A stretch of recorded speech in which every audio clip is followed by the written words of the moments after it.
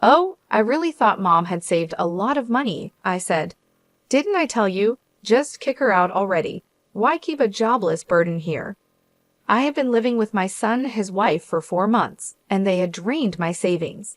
They treated me like a servant. I had enough, so I left quietly. Then my son called me. Mom, what's going on? Eric sounded frantic on the phone. Around that time, something I did had made headlines across the Canada. I'm Olivia, and I am 65 years old. I had been living in Italy for several years, but my health got worse, so I came back to the States. My old apartment was gone, so I reached out to my son and his wife to see if I could stay with them for a while. Eric, my only son, is 38 and works in an office. He and his wife Helen don't have kids and seem to live quietly. We lost touch while I was away, but I decided to reconnect. Eric seemed glad to hear from me. I explained my situation and asked if I could stay for a while. Eric reluctantly agreed. It was awkward to impose on them, but the joy of seeing my family again overcame my hesitations. With a mix of nervousness and happiness, I took a taxi from the airport to their house. When I arrived, Eric and Helen greeted me at the entrance. Eric looked happy, but Helen was visibly unhappy. I planned to stay for a few months, and my belongings would be delivered later. I dropped off my carry-on bag and went to the living room.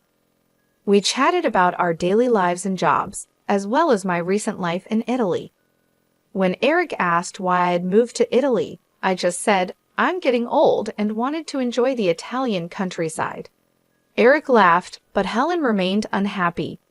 Then we discussed my health issues. I've been having severe dizziness and was told it might be Meniere's disease. When a seizure occurs, people may be unable to stand because their surroundings are spinning and they may feel nauseous. I feel insecure living alone, so I wanted to stay with them until my condition stabilizes. I went back to the entrance to grab my things from my carry-on. As I was organizing my stuff in the hallway, I overheard Eric and Helen talking. Eric, are you serious about letting Olivia stay? I don't want to live with an old woman. Come on, she's my mom. You also work part-time, so you won't always be around.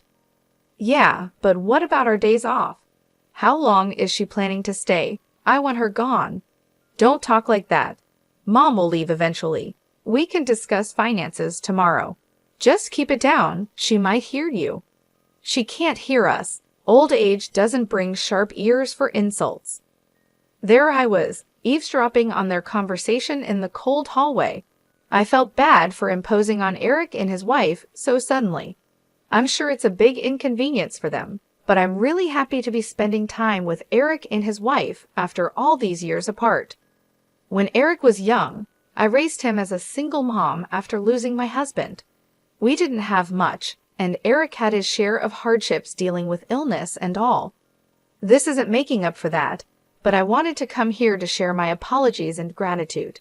That's why I came to this house. It's a shame I'm not welcomed, but they've got their own lives to live.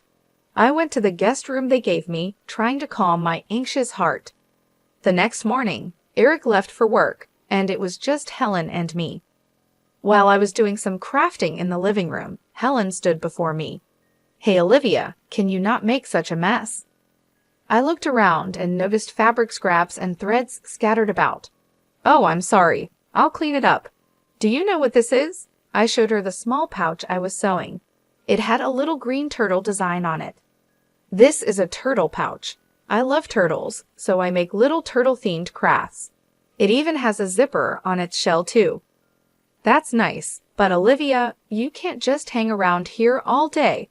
Helen cut me off, clearly uninterested. At least go somewhere else when I'm off from my part-time job. You're in the way. But I get dizzy if I go outside too much. I'll drive you to the nearby community center to stay there during the day.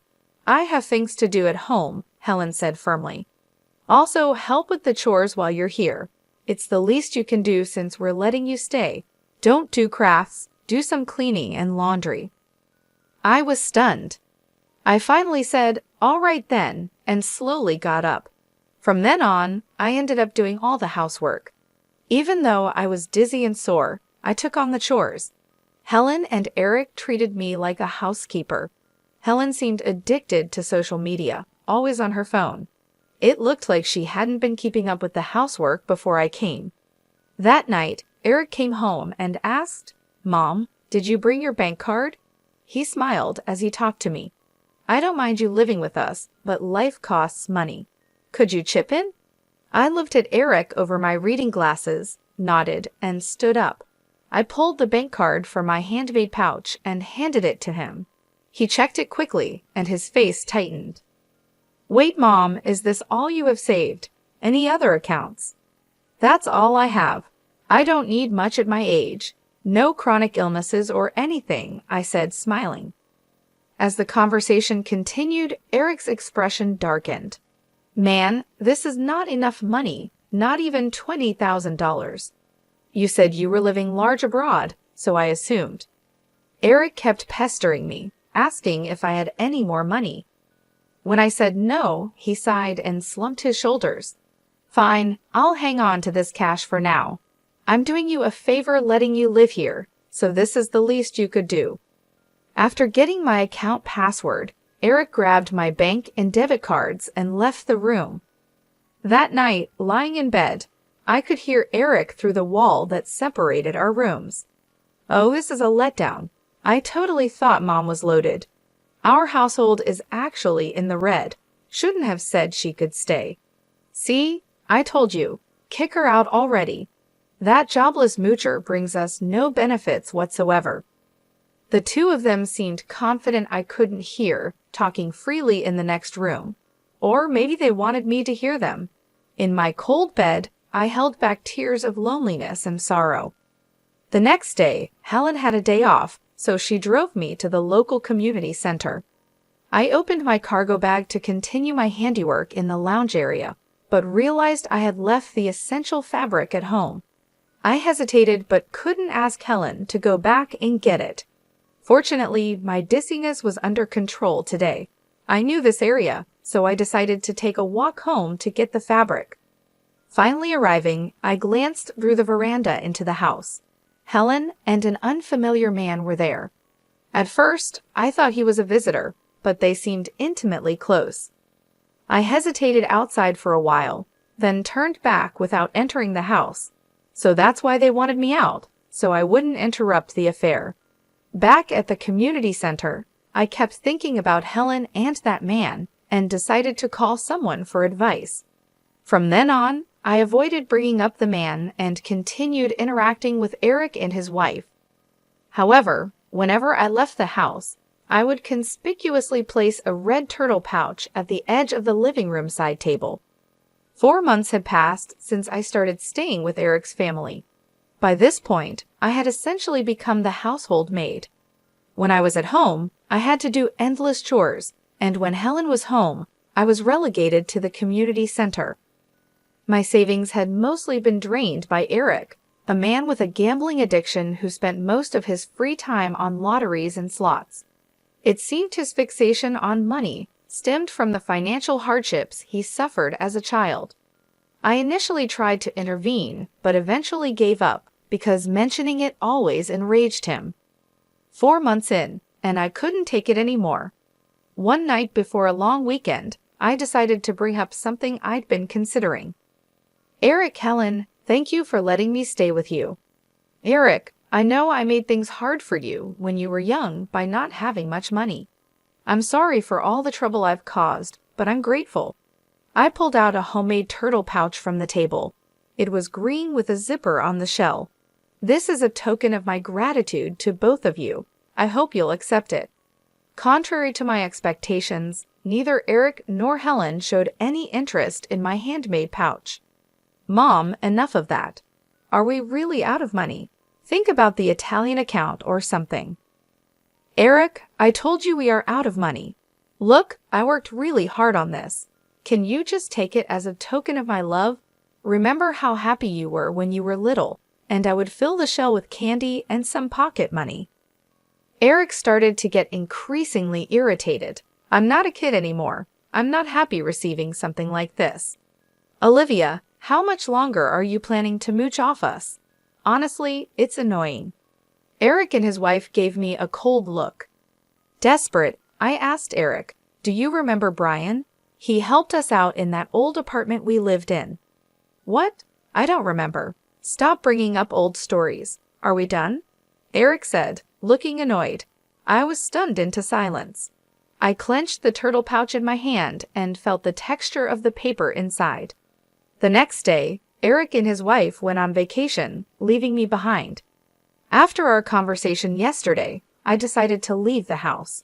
I quickly packed my bags and arranged to send them to my home in Italy. I also made sure to put the red turtle pouch into my carry-on bag. I left a simple note of thanks and goodbye on the table and left the house where I'd been staying for 4 months. After that, I didn't return home immediately. Instead, I stayed in a K hotel for a while. I had things to do, and I thought Eric and his wife would contact me eventually. Sure enough, about 3 weeks later, Eric called. "Mom, what's going on with the turtle pouch?" "It's yours, isn't it?" Eric yelled over the phone. "Ah, you noticed?" I said. I wasn't surprised when I saw the news on TV. The turtle-shaped pouch I had planned to give to Eric and his wife had a check for $2 million inside it. It was my way of saying thanks for all they had done and to apologize for any trouble I caused when I was younger. Some might find it shallow to atone with money, but I had dreamed of the day I could give it to them, saving up bit by bit over 39 years. I had found out Eric was in debt. He had tried to pay off gambling debts with more gambling, only to sink deeper. Even with a steady job, he was struggling. I wanted him to clear his debts and live peacefully, but they refused my gesture. They had forgotten the kindness they once showed me. So I decided to divide the $1 million check into smaller sums and donate it to charities and welfare organizations across Canada. I placed the donations in that handmade turtle pouch and sent it anonymously. The turtle pouch became a sensation, making headlines and trending on social media. Helen saw it on social media. "Isn't that the turtle pouch Mom made? So that means you were going to give us one filled with money too." Yes, exactly. That was my way of saying thank you and sorry. I had been crafting both the pouch and saving the money to give to you. Well, you could have said that. We would have taken it if you didn't want my feelings. Then you don't need my money either. Eric was yelling on the phone, completely unhinged. "It's my money. How dare you deceive me? Give it back." I couldn't listen anymore and pulled the phone away from my ear. After a moment, I spoke. "All right, calm down. You're giving me a headache. There's one more turtle, and if you really want it, it's yours." Eric finally settled down and reiterated his desire for the turtle. We agreed to meet later at a cafe. On that day, I took the last red turtle in an envelope to our meeting spot. Eric and his wife were already there and demanded the money before I even sat down. When I silently pulled out the red turtle, Eric snatched it immediately and unzipped its shell. Inside was not a check but a small electronic device. "What the heck is this?" Eric said, confused. He fiddled with the device and found a tiny button. He pressed it, and a voice began to play. Helen, standing next to Eric, immediately changed color. It was Helen's voice talking warmly with another man that wasn't Eric. "What is this? Why? What's happening?" Helen seemed to finally realize it was a recording of her having an affair. She tried to snatch the recorder from Eric's hand, but Eric didn't let go. While they grappled, I opened the envelope I brought and laid out several pictures on the table. These were photos of Helen cheating with another man at home. Faced with irrefutable evidence, Helen was flustered and kept saying, "Why? Why?" Eric picked up the photos one by one, examining them intently. "Since I came to your house, something seemed off. A friend told me I could hire someone to find out and even offered to cover the costs." "What's your problem? Why would you do this?" "Well, you're my son's wife. It's sad to think family is deceiving each other. You'll understand when you're older. I guess fate brought me here to discover your infidelity." "Helen, have you been lying to me all along? Since when?" "Eric, you've got your own secrets too. If you're blaming her for cheating, you need to fess up as well." "What? I've never cheated. What about your debt? Eric fell silent, and now it was Helen's turn to speak. What about you wasting all your money on gambling? I only use the money I earn, and you have your part-time job, so you should have some money. Listening to their squabble, I sighed. This couple had somehow managed to keep it together until now. Neither of you has any money. Eric, you're $50,000 in debt. Helen, you've been giving all your earnings to your affair partner. I had the investigator check your finances too, I said. Both Eric and Helen were shocked and started shouting at each other. I was floored when I first heard the investigation results. This couple was on the brink of bankruptcy. Look, we can pay back the debt if we get Mom's money. So give it to us now. I donated all the money. The only thing left is this red turtle figurine. You blew through my savings on gambling, remember? You're kidding me. All of it? Enraged, Eric lunged at me across the table. Other customers started to pay attention, and the staff hurried over. The $2 million is mine. It was supposed to be mine. Give it back. Soon, the police had to be called to restrain Eric. After the police calmed him down, they kindly escorted me back to my hotel due to my concerns about Eric's aggressive behavior.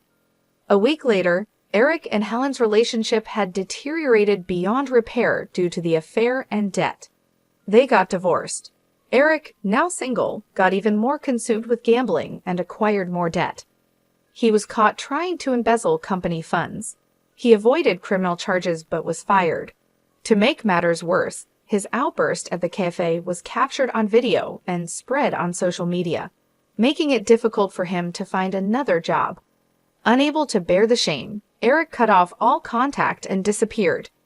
After the divorce, Helen had no one to rely on and moved into an old public housing unit, living alone. Just before I could make a donation for the turtle rescue, my online post mocking my own turtle went viral. Helen started facing harassment and stalking, which eventually spread to her part-time job and got her fired. Even the man she was having an affair with grew tired of her and left. Now, without any income, she's living on temporary assistance for needy families. After that, I returned to my home in Italy. Once I finished unpacking in my apartment, I changed into a dress with practiced ease. As I was reviewing some work documents, I heard a noise at the entrance. It seemed Brian, my cohabitant, had returned home. Hey, Madam President, welcome back. How was your trip to Canadian after so long?